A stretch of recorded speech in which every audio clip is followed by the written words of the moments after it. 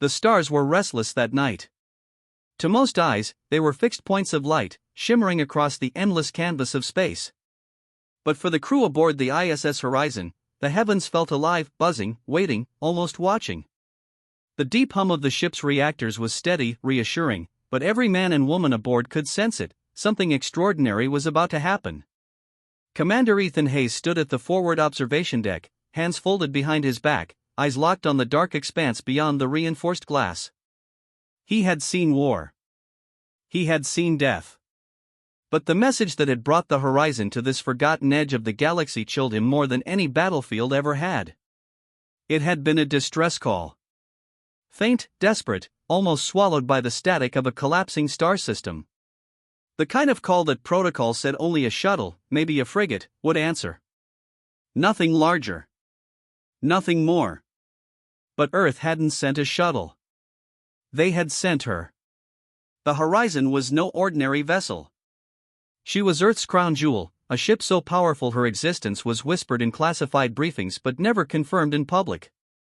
Her hull stretched for miles, armored in alloys the galaxy's other civilizations couldn't replicate. She carried enough firepower to reduce fleets to dust and enough shielding to withstand supernova bursts. To the outside world, she was myth. To her crew, she was home and their burden. "Commander," a voice broke the silence. It was Lieutenant Sarah Mitchell, his second-in-command. Sharp, loyal, and far too young to carry the weight of what lay ahead. Signal triangulation is complete. The distress beacon originates from the Toral system. Outer Rim. Sparse colonies, no major military presence. Hayes didn't look away from the stars. And the sender? Mitchell hesitated, her brow furrowing. That's the thing. It doesn't match any known species in coding.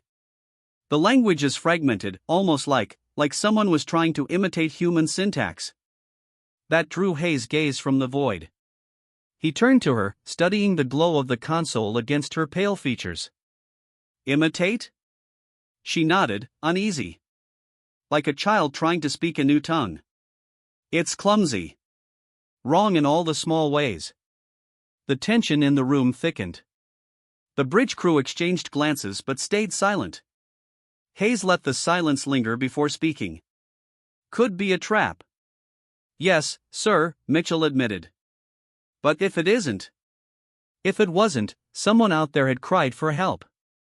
And humanity, whether feared, ignored, or underestimated by the galaxy, still answered calls for help. Hayes exhaled slowly, steel settling in his eyes. Set course. Minimum signature. Let's see who's screaming into the dark.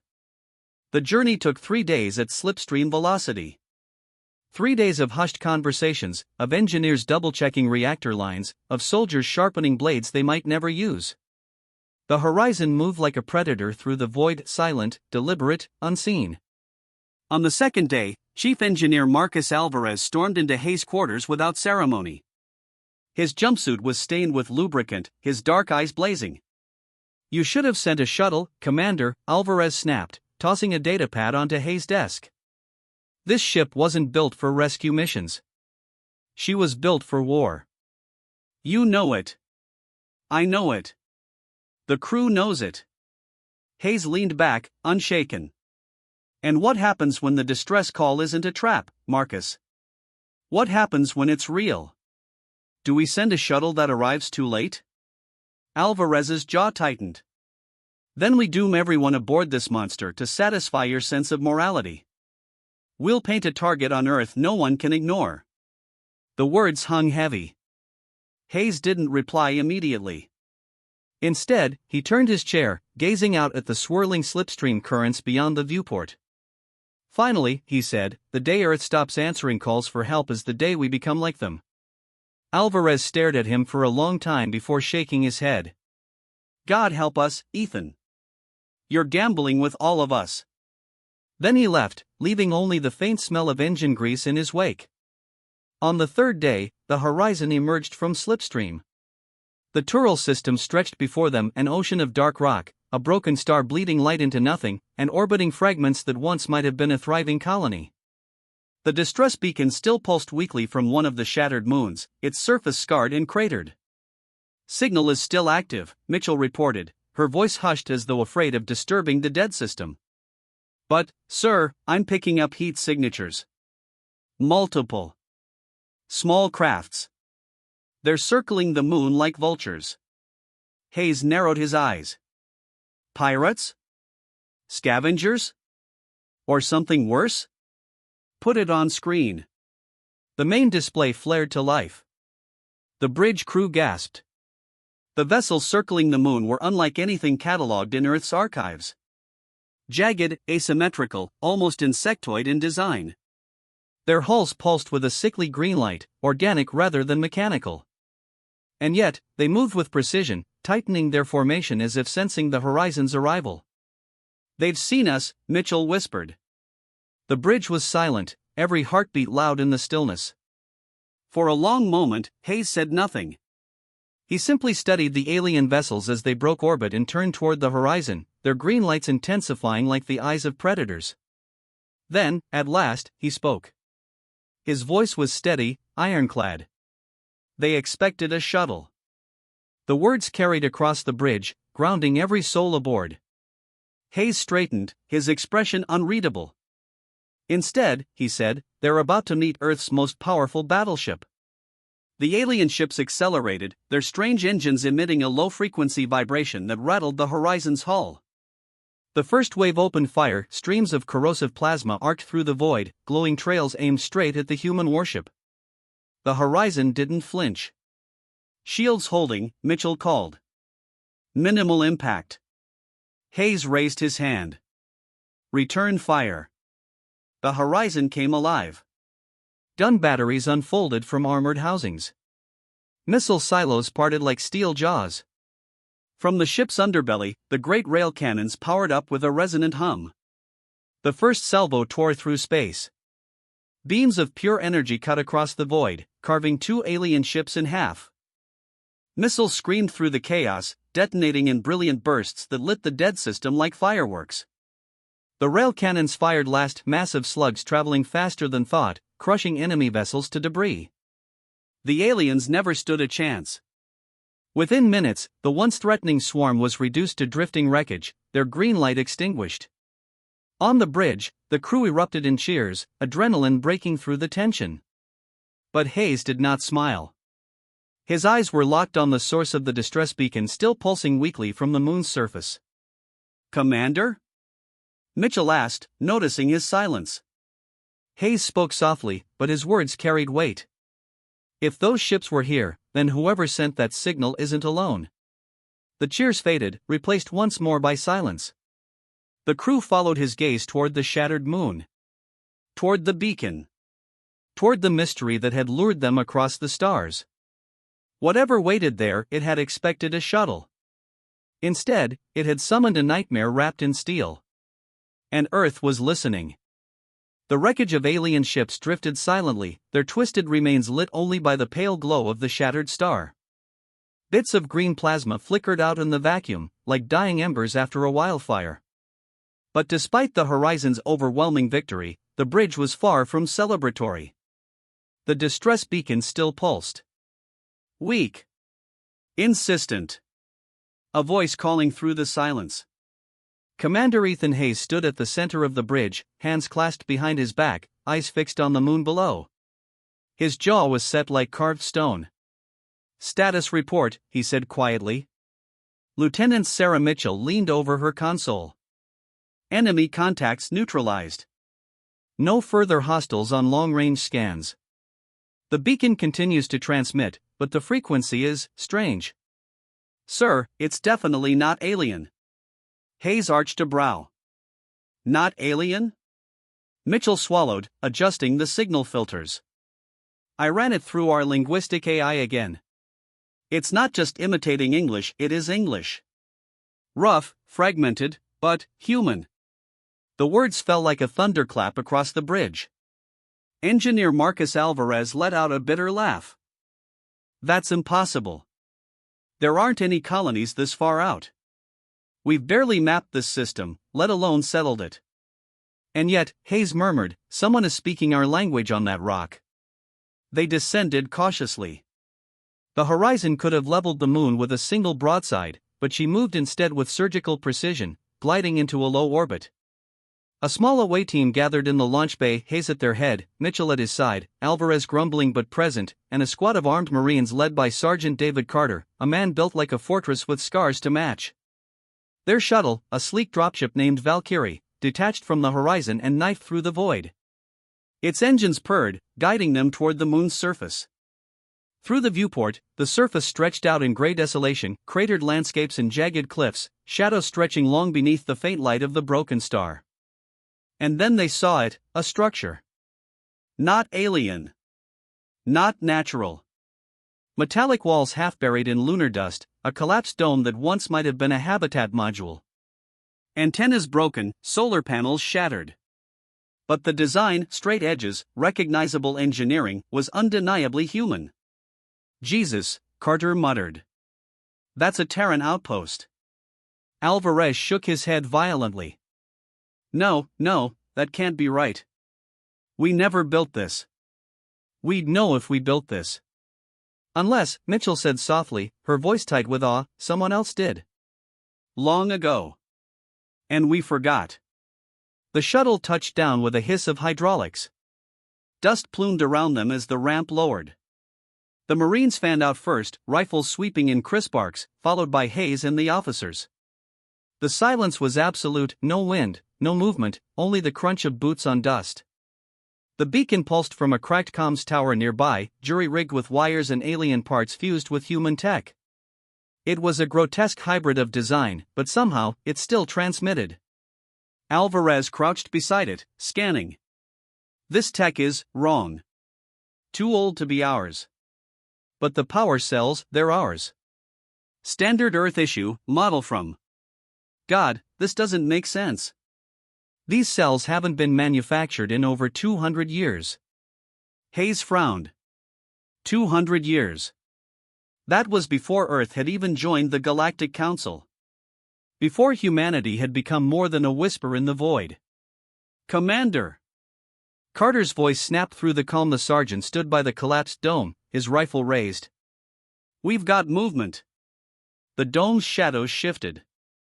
Figures stumbled forward, thin, pale, clad in ragged remnants of pressure suits that should have disintegrated centuries ago. Their faces were gaunt, skin stretched over bone, eyes wide and unblinking. Yet as they stepped into the light of the team's helmet lamps, Hayes' chest tightened. They were human. God Almighty, Mitchell whispered.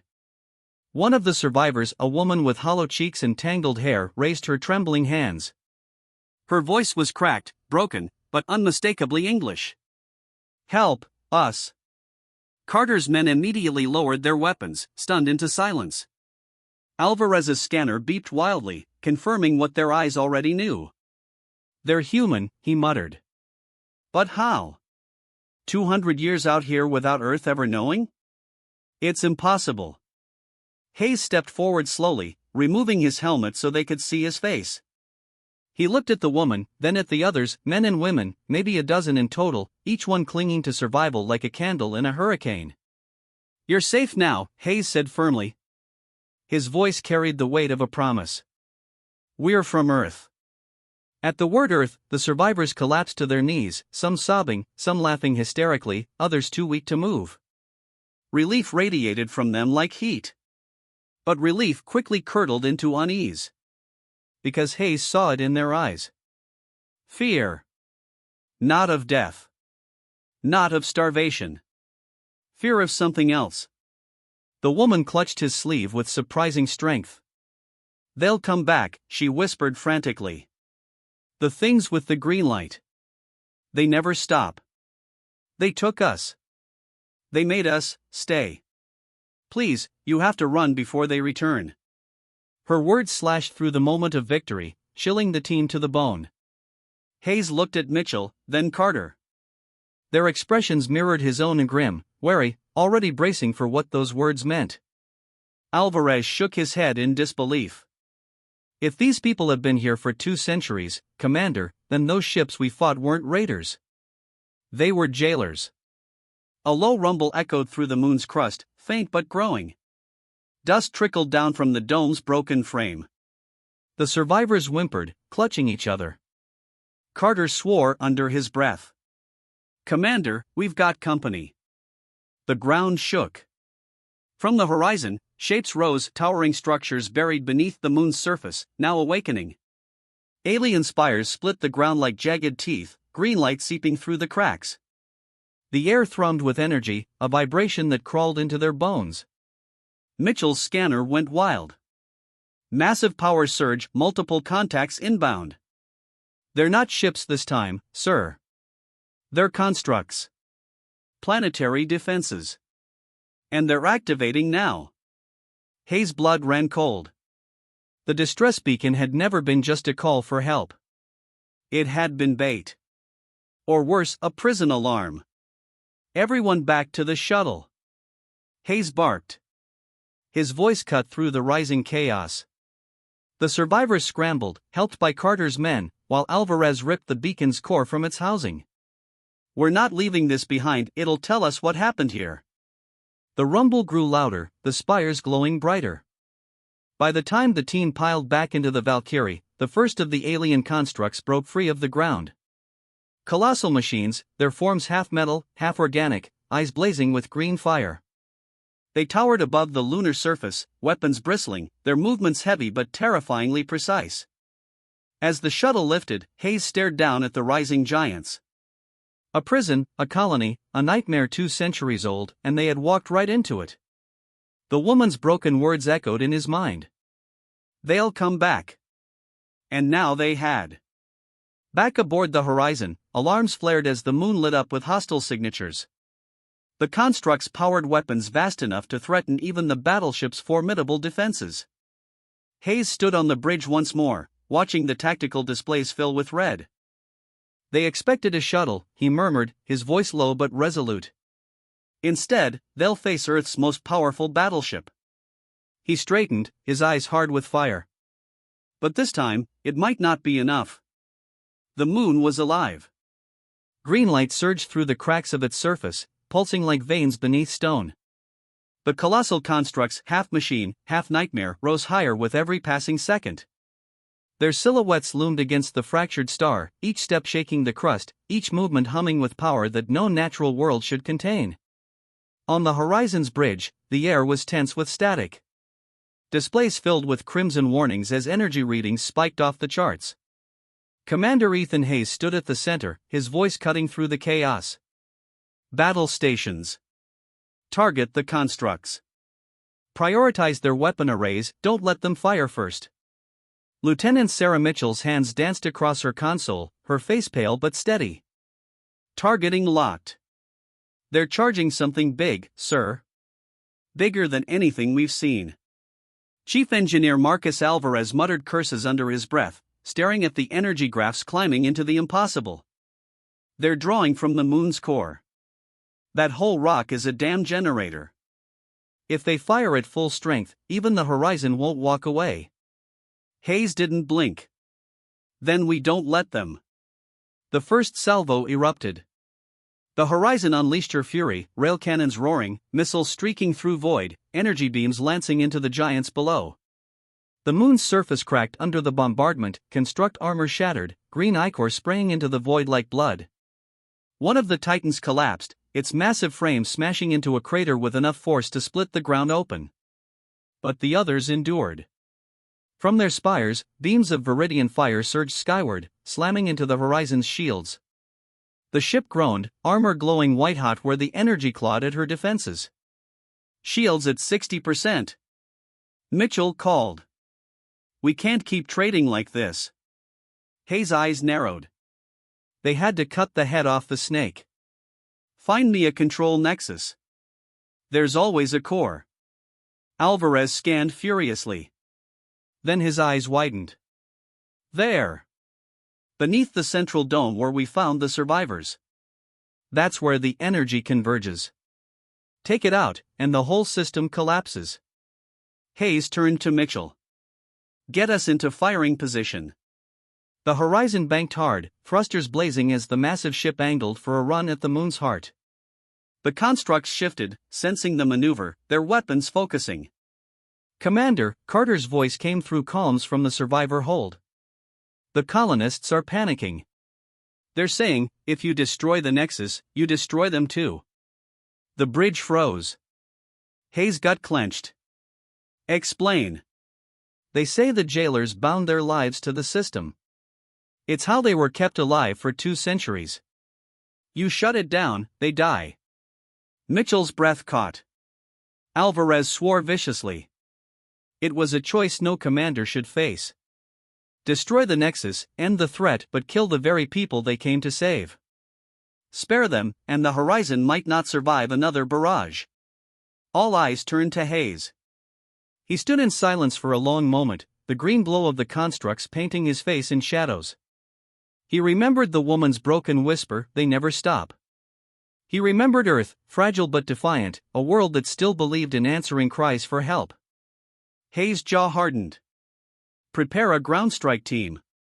We're not killing them, we're cutting them free." Mitchell blinked. "Sir, that's suicide. Those constructs are distractions," Hayes interrupted. "They want the Horizon's guns locked up here.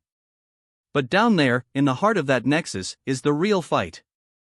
I'll lead the team myself." "No," Alvarez snapped, stepping forward. "You'll get yourself killed. Let me go, I can tear that system apart without frying the colonists." Hayes met his engineer's glare. Then, slowly, he nodded. "Fine. But you don't go alone. Mitchell, Carter, you're with him. I'll hold the line here." The Valkyrie dropped like a spear into hell. Mitchell, Alvarez, and Carter led the strike team, weaving between collapsing spires as Horizon's guns thundered overhead. Green beams tore across the sky, chasing them, but the shuttle dove hard, skimming craters until it reached the central dome. They stormed inside. The Nexus was a cathedral of alien technology, its walls pulsing with organic veins of light. At its center, a massive core pulsed rhythmically, green tendrils stretching out like roots into the rock. Embedded in the walls were pods, translucent prisons holding frail human forms.